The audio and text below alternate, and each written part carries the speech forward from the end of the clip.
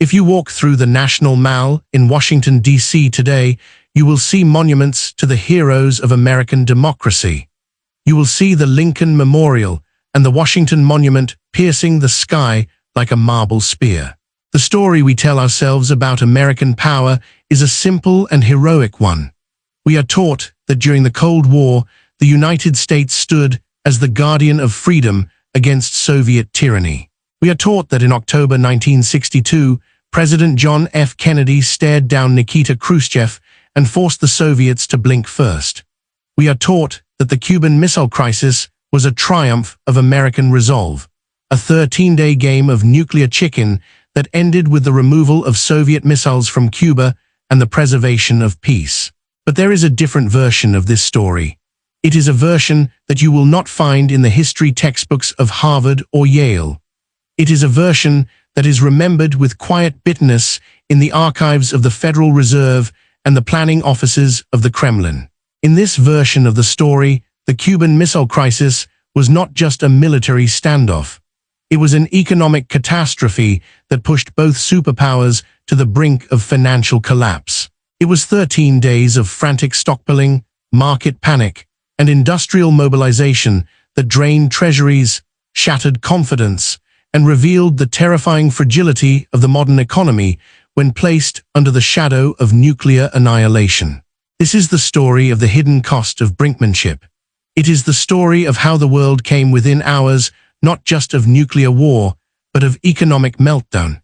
It is the story of how two superpowers spent billions of dollars preparing for a war that never came, and how that spending nearly destroyed them both.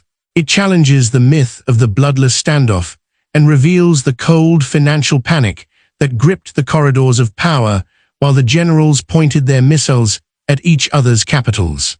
To understand this economic terror, we have to look past the missile sites and into the vaults of the central banks. We have to understand that modern war is not just about armies and bombs.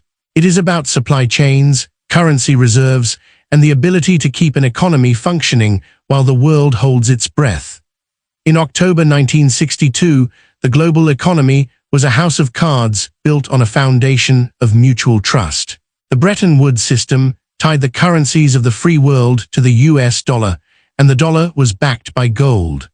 The Soviet Union operated a centrally planned economy that depended on rigid production quotas and the steady flow of resources from its satellites.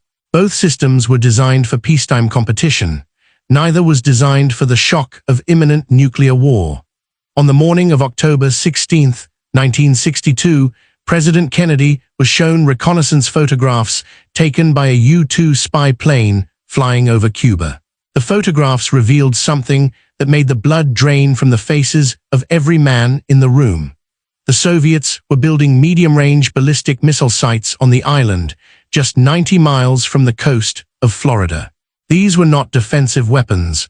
These were nuclear-tipped missiles capable of reaching Washington, New York, and every major city on the eastern seaboard within minutes. The flight time from launch to impact would be less than 5 minutes. There would be no warning. There would be no time to evacuate. Kennedy convened an emergency meeting of his closest advisors. This group, which would become known as EXCOMM, the Executive Committee of the National Security Council, faced a decision that would determine the fate of humanity. They could invade Cuba and risk a Soviet response. They could launch airstrikes to destroy the missile sites and risk escalation. Or they could impose a naval blockade and hope that Khrushchev would back down. Every option carried the risk of nuclear war. And every option carried a staggering economic cost that has been buried in the classified budgets and emergency appropriations of the Cold War. What the public saw during those 13 days was a president calmly addressing the nation, assuring them that the situation was under control. What the public did not see was the economic panic that was tearing through the halls of government and the trading floors of Wall Street. Because while Kennedy was deciding how to respond militarily, his economic advisors were preparing for something far more immediate and far more terrifying. They were preparing for the collapse of the American economy. The first shock wave hit the financial markets within hours of Kennedy's address to the nation on the evening of October 22nd. In that televised speech, Kennedy revealed the existence of the missiles and announced that the United States was imposing a quarantine, a euphemism for a naval blockade, around Cuba. He made it clear that any missile launched from Cuba would be considered an attack by the Soviet Union and would trigger a full retaliatory response. The message was unmistakable.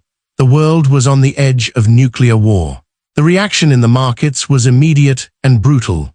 On the morning of October 23rd, when the New York Stock Exchange opened, panic selling began. Investors dumped their holdings in a desperate flight to safety.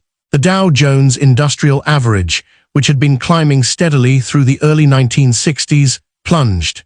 In a single day, the market lost billions of dollars in value. By the end of the week, the losses exceeded $30 billion, equivalent to over $300 billion in today's money. It was not just stocks. Bond markets froze, corporate credit dried up. Banks began hoarding cash, terrified that if war broke out, the financial system would collapse entirely. But the stock market crash was just the visible tip of the iceberg. Beneath the surface, the U.S. government was engaged in a massive and secret economic mobilization that made the preparations for World War II look cautious by comparison. The Pentagon activated emergency procurement protocols that had been designed for total war. Within 72 hours of Kennedy's speech, the Department of Defense began placing orders for war materials on a scale that had not been seen since 1945. They ordered steel, aluminium, rubber, fuel, and food, millions of tons of supplies that would be needed to sustain a war economy if the missiles started flying. The logistics were staggering. The U.S. military had to prepare not just to fight a nuclear war, but to survive it. This meant stockpiling everything from medical supplies to spare parts for jet engines. It meant requisitioning civilian transportation networks. It meant identifying which factories could be converted to wartime production and which would be vaporized in the first strike. The cost of this mobilization was hidden in emergency appropriations and classified budgets, but economists who have studied the archives estimate that the United States spent between $5 and $7 billion during those 13 days preparing for a war that never came. In today's money, that is between $50 and $70 billion. That is more than the annual GDP of some nations spent in less than 2 weeks. The Federal Reserve, the central bank of the United States, was thrown into a state of controlled panic. The chairman, William McChesney Martin, understood that if nuclear war broke out, the dollar would become worthless. The entire Bretton Woods system, which depended on confidence in the U.S. currency, would collapse. Foreign governments and investors were already beginning to demand gold in exchange for their dollar holdings. The vaults of Fort Knox, which held the largest gold reserve in the world, were being drained.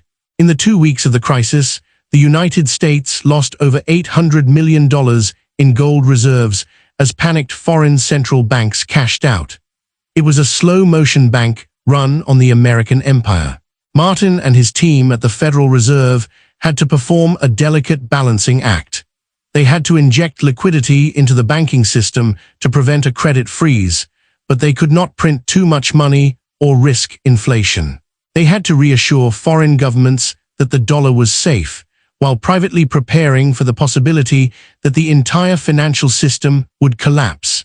Internal memos from the Federal Reserve, which were declassified decades later, reveal the terror. One memo warned that if the crisis lasted more than 30 days, the United States would face a currency crisis that could trigger a global depression. Another memo discussed the logistics of moving the gold reserves out of Fort Knox to secure locations in case of a Soviet first strike. While the Americans were fighting to hold their economy together, the Soviet Union was facing an even more catastrophic situation. The USSR did not have the luxury of a market economy that could absorb shocks through price adjustments. The Soviet system was a rigid command economy where every factory, every farm, and every worker was part of a central plan. When Khrushchev ordered the military to full readiness, he effectively tore up the economic plan and replaced it with a war footing. The Soviet economy in 1962 was already strained. Khrushchev's agricultural reforms had failed. The harvests were poor, and food shortages were spreading across the republics. The space race and the arms race were consuming a staggering percentage of Soviet GDP. Some estimates suggest that the USSR was spending between 15 and 20% of its entire economic output on defense, compared to about 7% for the United States. The Soviet people were living under rationing. Bread, meat, and consumer goods were scarce. The system was held together by brute force and propaganda. When the missile crisis began, Khrushchev ordered an emergency industrial mobilization that was even more extreme than the American response. Soviet factories were ordered to switch to wartime production. Civilian goods were pushed aside. Workers were told they would not be going home. They would sleep at the factories until the crisis was over. The Soviet government began stockpiling food, fuel, and raw materials in underground bunkers and secret depots scattered across the vast expanse of the USSR. They knew that if war came, the supply lines would be cut, and the country would have to survive on what it had stored. The cost of this mobilization was devastating. Soviet economists who defected to the West in later years described the chaos. The Central Planning Agency, Gosplan, had no contingency plan for a sudden shift to war production. The orders coming from the Kremlin were contradictory and desperate. Factories that were supposed to be making tractors were ordered to make tank parts. Power plants were told to divert energy to military installations, causing blackouts in civilian areas. The transportation network, which was already overstretched, began to collapse under the weight of military shipments. Trains carrying food to Moscow were diverted to carry ammunition to missile bases. Food riots broke out in several cities. The financial cost to the Soviet Union has been harder to calculate because the USSR did not operate with transparent budgets. But historians who have accessed the archives estimate that the Soviet Union spent the equivalent of $3 to $4 billion during the crisis. For a country with a GDP that was less than half that of the United States, this was an unsustainable burden. It was a hemorrhage that the Soviet economy could not afford, and this spending did not end when the crisis ended. The debts accumulated, the production losses mounted, and the strain contributed to the long, slow decline that would eventually lead to the collapse of the Soviet Union. But the economic terror of the Cuban Missile Crisis was not limited to the two superpowers. It spread like a contagion across the globe. In Western Europe, stock markets crashed. The London Stock Exchange, the Paris Bourse, and the Frankfurt Exchange all saw massive sell-offs. Governments scrambled to reassure their populations, but the fear was palpable. If war broke out, Europe would be the battlefield. The cities that had been rebuilt after World War II would be vaporized. The economic miracle of the 1950s would be erased in a flash of light. In Latin America, the crisis triggered capital flight on a scale that had never been seen before. Wealthy families in Argentina, Brazil, and Mexico began moving their money out of the region and into Swiss bank accounts. They did not trust that their governments could protect them. The currency reserves of Latin American central banks were drained as panicked elites converted their local currencies into dollars and gold. This capital flight caused inflation and economic instability that would plague the region for years. The Cuban Missile Crisis did not just threaten to destroy the world with bombs. It threatened to destroy the fragile economic systems that held the post-war order together. In Cuba itself, the economic situation was apocalyptic. The island had been under a U.S. embargo since 1960, and the economy was already collapsing. The revolution led by Fidel Castro had nationalized American businesses, and the United States had retaliated by cutting off trade. Cuba was dependent on the Soviet Union for food, fuel, and economic aid. When the missile crisis began, the flow of supplies slowed to a trickle as Soviet ships were turned back by the American blockade. The Cuban people faced shortages of everything. There was no food in the stores. There was no fuel for transportation. The government began rationing at levels that were lower than wartime Europe. Castro, who had invited the Soviet missiles as a guarantee of protection, now found his island on the edge of starvation and economic ruin. The human cost of this economic mobilization is harder to measure than the financial cost, but it was real and it was devastating.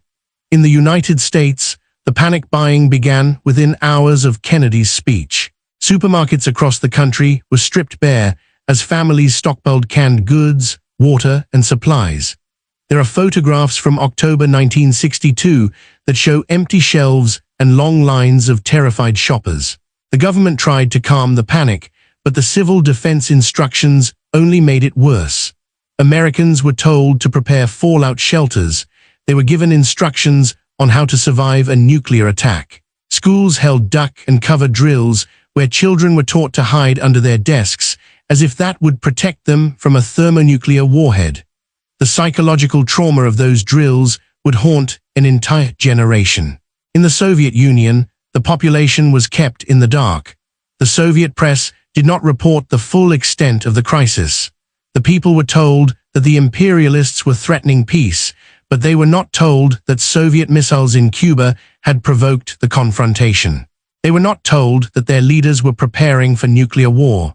They learned the truth through whispers and rumors. They saw the military convoys moving through their cities. They saw the stockpiling. They saw the fear in the eyes of the officials. And they knew, in the way that people under authoritarian regimes always know, that something terrible was happening.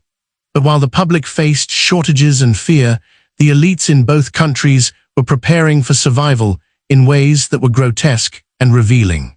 In the United States, the government had secret plans to evacuate key officials to hardened bunkers deep underground. Mount Weather in Virginia and the Greenbrier Resort in West Virginia were equipped with command centers, food supplies, and everything needed to sustain a shadow government after a nuclear strike. These facilities were stocked at enormous expense. The food alone, freeze-dried meals, and canned goods for thousands of people for months cost millions of dollars. While ordinary Americans were told to build basement shelters with cinder blocks, the government was preparing luxury bunkers for the chosen few. In the Soviet Union, the elite had their own survival plans. The Communist Party leadership had a network of underground bunkers and secret cities where they could retreat if war came. These were not crude bomb shelters. They were subterranean palaces with ventilation systems, medical facilities, and enough supplies to wait out the nuclear winter. The cost of building and maintaining these facilities was hidden in the military budget, but it was a cost that came directly out of the mouths of the Soviet people. Every ruble spent on a bunker for a party official was a ruble not spent on food or housing for the workers who were supposedly the heart of the socialist paradise. The turning point of the crisis came on October 27th, a day that has since been called Black Saturday. On that day, the world came closer to nuclear war than it has ever come before or since. An American U-2 spy plane was shot down over Cuba, killing the pilot, Major Rudolph Anderson. Soviet air defense forces had fired a surface-to-air missile without explicit orders from Moscow, and the generals in the Pentagon were demanding retaliation. At the same time, a Soviet submarine, the B-59, was being depth-charged by American destroyers in the waters off Cuba. The submarine was armed with a nuclear torpedo. The captain, Valentin Savitsky, believing that war had already started, ordered the torpedo to be prepared for launch. If he had launched it, the explosion would have triggered a full nuclear exchange. The only reason he did not launch was because of the intervention of one man, Vasily Arkhipov, the second in command, who refused to give his consent. That decision, made in the cramped hull of a submarine being pounded by depth charges, saved the world. But even as the military crisis reached its peak, the economic crisis was spiraling out of control. On October 27th, the New York Stock Exchange experienced its worst day since the crisis began.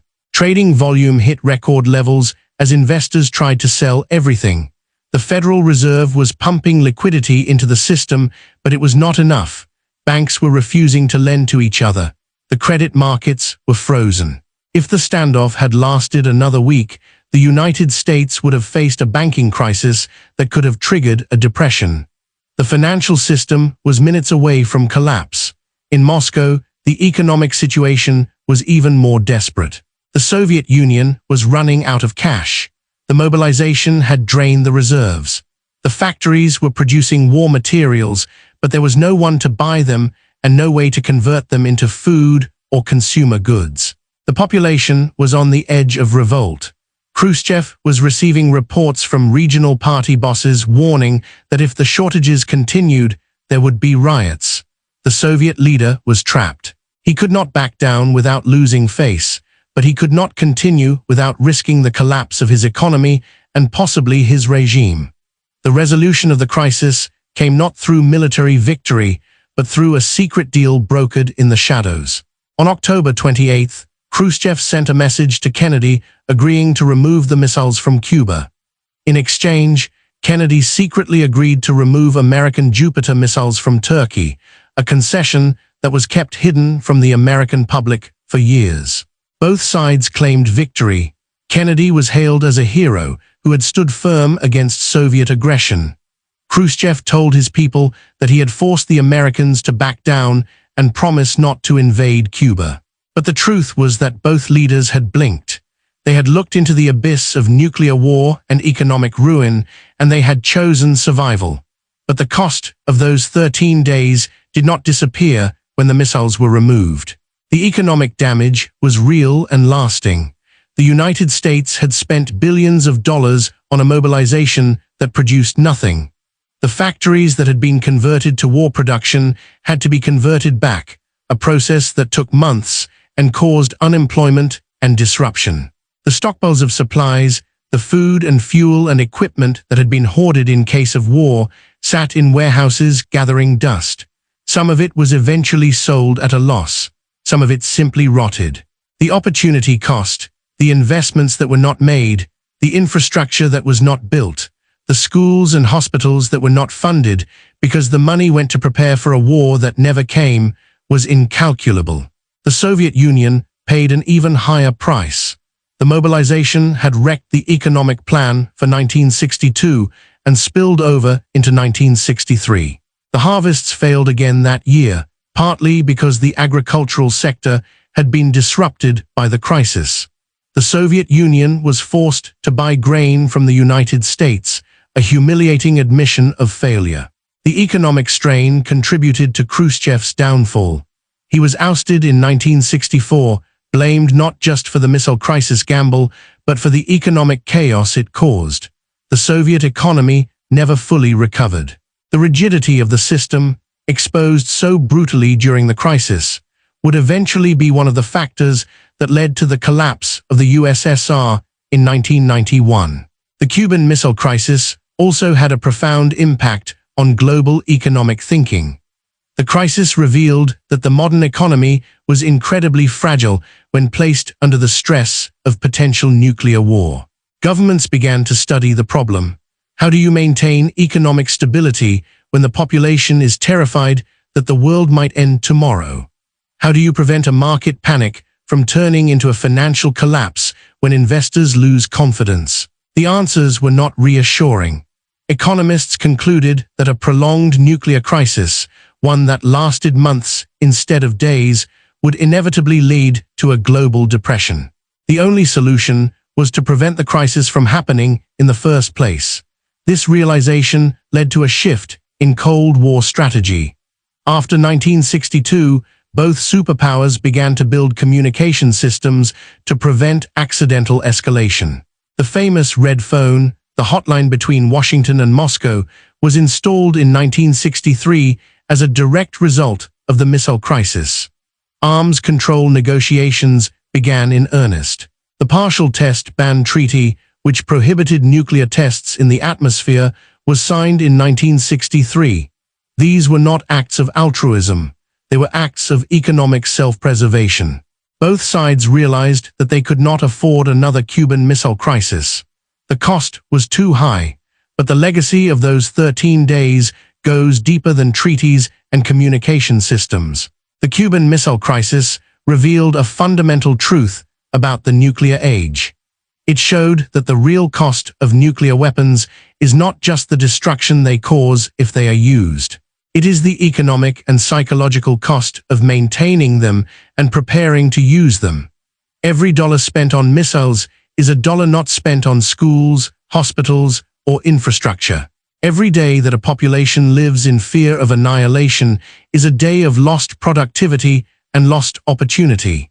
The true cost of the nuclear standoff is not measured in the bombs that fell, but in the prosperity that never was. Today, when we look back at the Cuban Missile Crisis, we focus on the drama of the confrontation.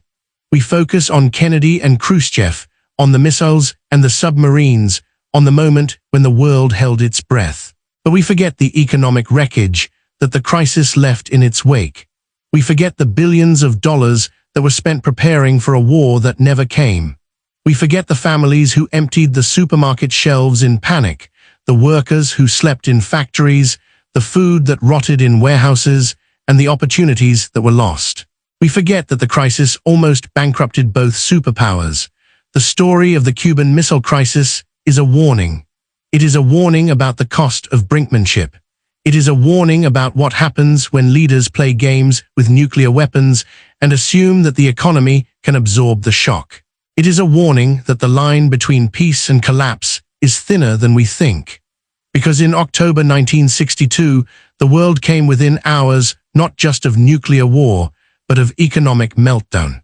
And the only reason we survived was not because of the strength of our leaders or the resilience of our economies, but because one man in a submarine decided not to launch a torpedo. The concrete bunkers